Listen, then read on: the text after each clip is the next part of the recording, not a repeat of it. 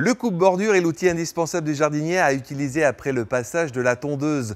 L'objectif du coupe-bordure est d'assurer les travaux de finition là où la tondeuse ne passe pas, bas de talus, dessous de bancs, contour des arbres et tour des massifs. Pour lutter contre l'invasion d'herbes ou entretenir son jardinet, j'ai choisi le modèle électrique de chez Ryobi d'une puissance de 500 watts équipé d'une tête de coupe de 27 cm. Il est inclinable sur 3 positions. Il permet de couvrir rapidement de larges surfaces et d'accéder facilement aux zones difficiles. Son petit plus, la roue de guidage qui permet une finition optimale de vos allées en un seul clic. On gagne également en confort avec sa poignée avant micro-alvéolée qui est entièrement ajustable en hauteur et en inclinaison pour s'adapter à votre taille et à vos postures. Marre d'avoir un fil à la patte? Pour une liberté totale dans votre jardin, rien de mieux que le coupe-bordure sur batterie. J'ai choisi un modèle de chez Bosch. Sa batterie lithium 18 volts est interchangeable avec les autres outils Bosch. Grâce à la puce Cineon, vous pouvez profiter d'une puissance constante tout le temps d'utilisation de la batterie. Avec une tête de coupe de 26 cm et le système de coupe par couteau plastique, ce coupe-bordure offre une performance de coupe exceptionnelle et une longévité des lames plus élevée.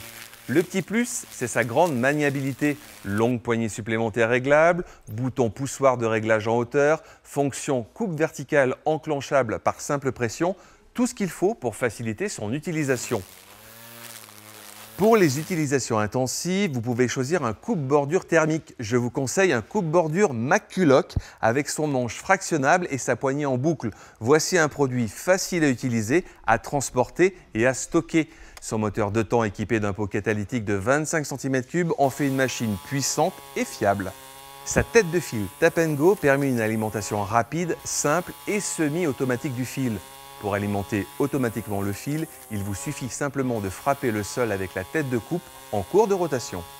Enfin, il existe un outil combinant les fonctions de coupe-bordure et de tondeuse. Pour toutes les petites surfaces, le 3 en 1 de chez Black & Decker d'une puissance de 500 watts et d'une largeur de coupe de 30 cm. Grâce à son moteur équipé de la technologie eDrive, vous pouvez profiter d'un couple élevé et constant pour une meilleure efficacité, y compris dans les herbes les plus hautes.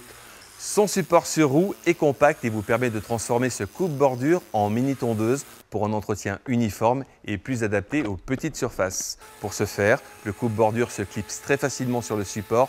Pour le retirer, il suffit d'appuyer sur la pédale.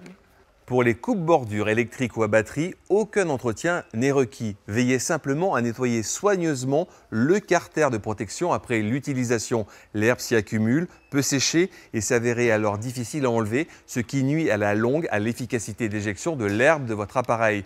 Mon conseil, n'économisez pas sur la qualité du fil de coupe qui peut varier d'une gamme à une autre. En effet, il en va de la qualité de coupe, de la durée de vie et de la rapidité d'usure du fil.